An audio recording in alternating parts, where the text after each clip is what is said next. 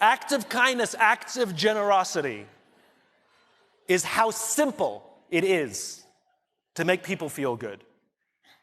I was walking down the streets of New York City, and a guy walking in front of me, his backpack opened and a bunch of paper fell out on the street.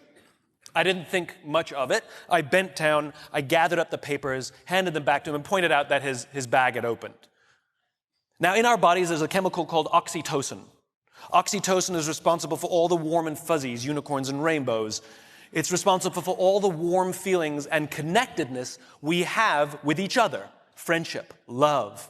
Huge amounts of oxytocin surge through a woman's body as she gives birth. This is what is responsible for the mother-child bond. Oxytocin binds human beings. There are many ways to get oxytocin.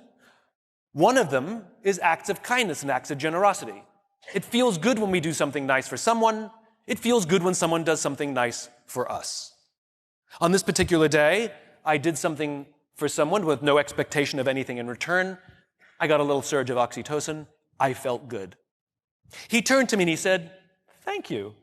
It feels nice when someone does something for us with no expectation of anything in return." He felt good. I walked to the end of the street. I'm waiting to cross the street. And a total stranger who happened to be standing next to me said, "I saw what you did back there. That was really cool." As it turns out, witnessing an act of generosity releases oxytocin, and he felt good. And the best part about oxytocin is the more oxytocin we have in our bodies, the more generous we become. It is Mother Nature's way of trying desperately to get us to look after each other.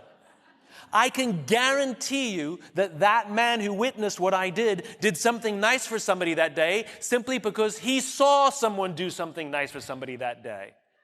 So what if we commit to do something nice for someone with no expectation of anything in return? Imagine what happens at work. Imagine what happens at home. Imagine what happens with our friends.